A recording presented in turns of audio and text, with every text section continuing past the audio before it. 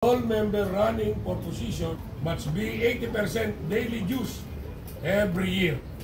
No pending case in any court. Must be a registered voter of IMUS, not less than 1 year member of TODA. Own at least on tricycle unit with franchise and line. Be 1 year residence in IMUS.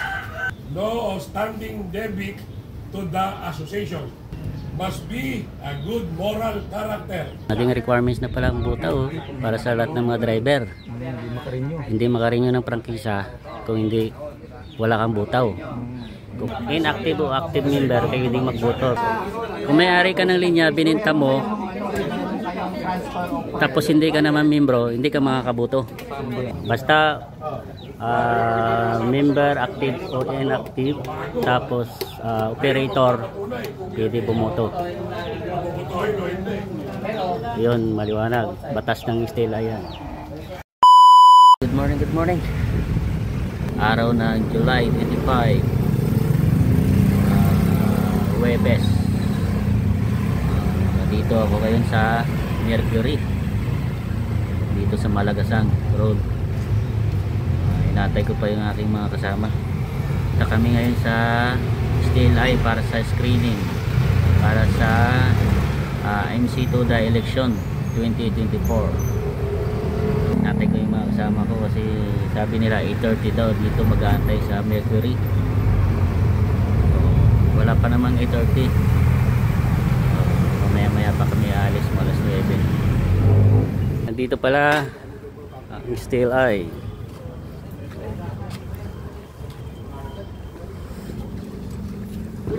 Nandito na pala sila.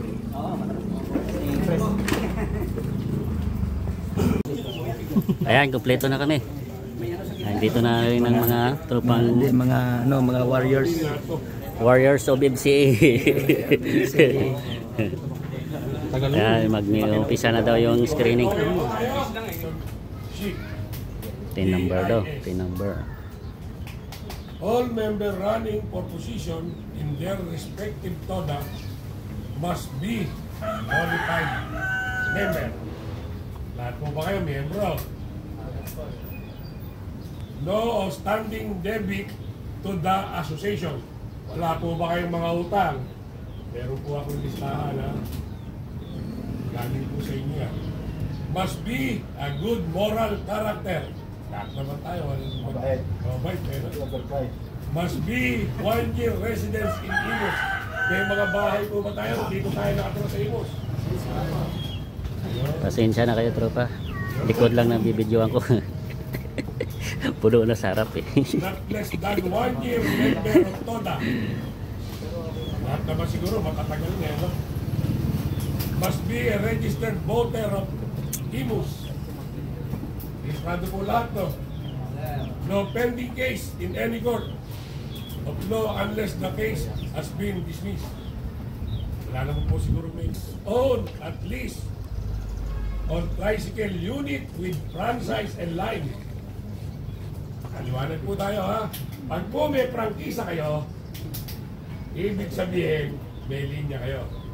Sa inyo nakapangalan ang linya o mas isasawa nyo, okay lang yon. Ang pag-aari po ng asawa, pag-aari din ng isang asawa. Conjugal po yun. Batas po yan. Kaliwanag po.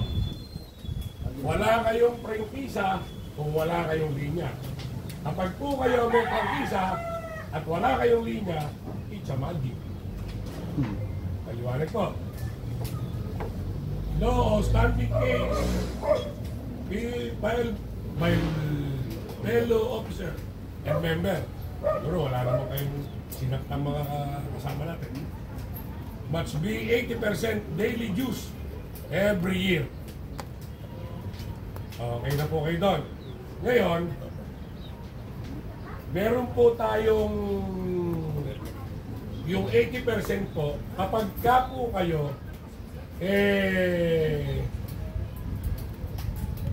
correct me pero kapag ka po kayo opisyales, wala pong butaw yan, no?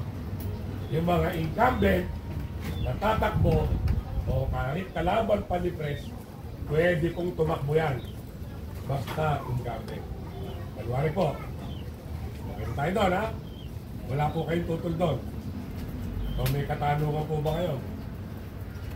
If any case filled by member officer against an incumbent to the President, STBI should be create an investigating body and comes up with the result in 60 days. May grievance committee po tayo. Should an elected president lose the case, he should leave his position and turn over to the vice president and remaining as regular member. Okay, po tayo doon. Ngayon, Naging requirements na pala ang butaw para sa lahat ng mga driver. Hindi makarenew ng prangkisa kung hindi wala kang butaw. Kukuha ka na 80%? 80% pa. Oh, kailangan magbutaw talaga lahat. Obligado. Nagpapasa si Presidente ng Secretary, hindi pa na. Whitelist. Makabot ng 80%, marinig ang prangkisa. Pag hindi makabot, Hindi marirenew. positive kang babagsak ka. Oo. Naging requirements na sa TRO. Okay naman yung sa TUDA, advantage yan kasi para lahat magbutaw. Kasi yan talaga problema ng TUDA, butaw. Darat na ho ang bilang kasi ng ng butaw, mapupunta sa driver. teka po ha. Ang tinatarahan ko ba sa inyo yung practice, yung oo, yun. Wala pong problema doon. Sa amin, walang problema yun. Kasi, may tara mo yun. Halimbawa, ang body number mo 00. May driver ka, tumatakbo, may tara yun. Makakakuha yun ng certification. Kasi nagpo-ponto sa to dahil walang problema doon Oo. Wala pong problema doon.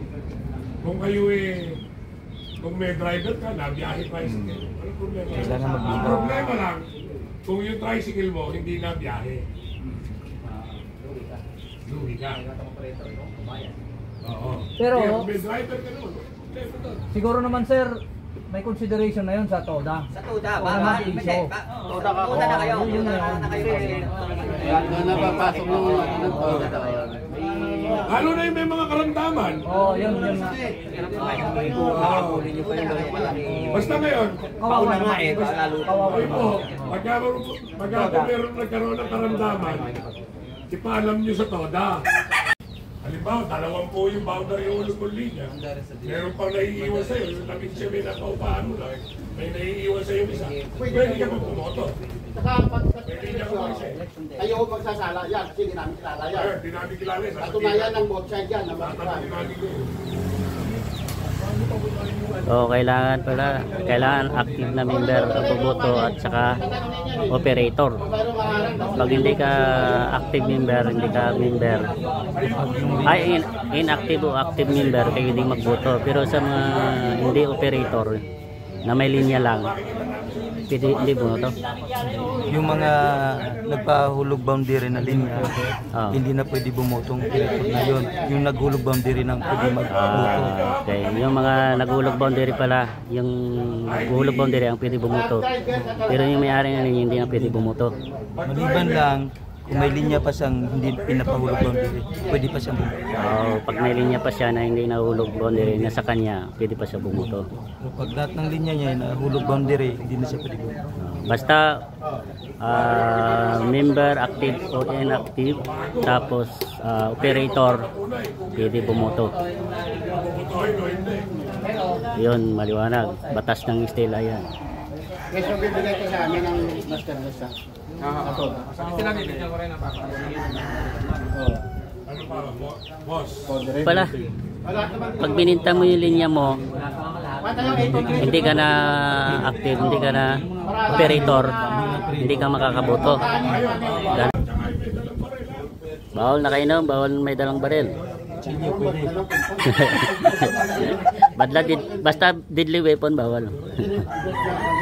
Ano si Paring Alfonso, bawal? Si Paring Alfonso? Pagkatapos na. Oo, pagkatapos na. Patas na, pag nanalo na.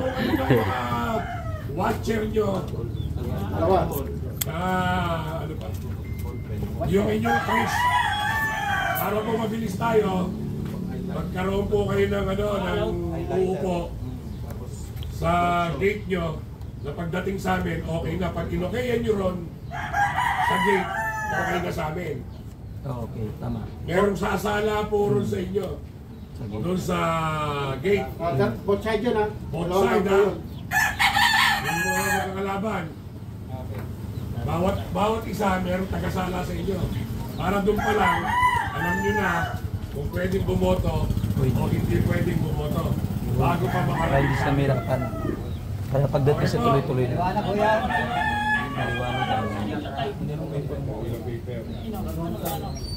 Yung nakikita ng considered na po yun. Considered yun? Oo. Kung halimbawa si Bob, considered na rin yun. Kasi wala naman ho siyang kapangalan na basta sa life. Hindi naman ho namin Pwede, wow. Ah, di wow. Di wow. Oo. lagi pong ang last decision, pag kami mga katanungan kayo, kailangan naming apurbahan. Ang last decision lagi ay Supremo. Ha? Wala sa inyo, wala sa amin. Laging ay Supremo. Tatanong namin kung kaya si Kung may-ari ka ng linya, bininta mo, tapos hindi ka naman membro, hindi ka makakabuto. Kasi hindi ka na operator. Hindi ka na may-ari ng linya. Kung in-applyan mo yung driver una, tapos Bili ka ng linya. ka, bumoto ka. Pero pag naging in-applyan mo yung operator, bumili ka ng linya, tapos bininta mo, hindi ka na pwede makabuto. Kasi hindi ka naman member. Hindi ka member. Hindi active o inactive na member. Ikaw driver, bumili ka ng linya, bininta mo, pero member ka, pwede ka bumoto. Membership yun eh. Pag in-apply mo membership na driver, kahit yung linya mo bininta mo, membership mo yung driver, Nandiyan pwede pa ka rin. bumoto. Tama naman yun.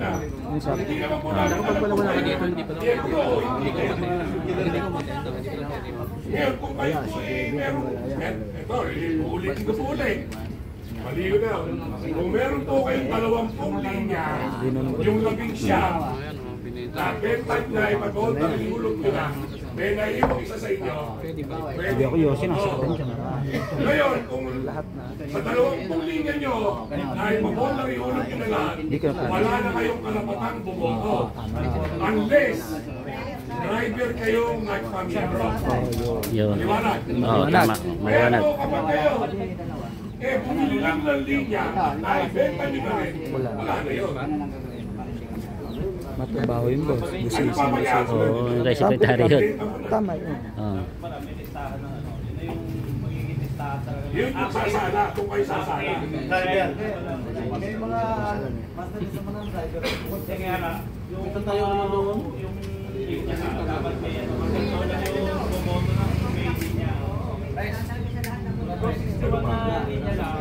Yung mga hindi na biyahe, pwede namin kukunin yun. Sa driver. Basta membro. Basta member ng driver. Lady mong membro. Ano yung decision? Alas 8. Second. Hanggang alas 2 lang po. Pag nandun po sa perimeter, okay lang po. Pero kapag ito ng gate ng court, pinaisara na, wala na po. Okay po? Okay na. Election po, August 3. Sabado. Yeah.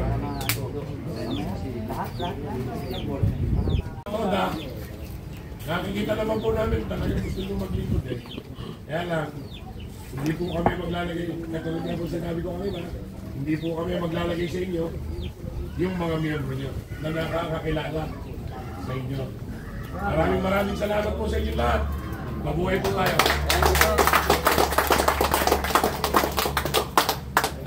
Meron po akong pinakulong tubig dyan. Kukuha na lang po kayo.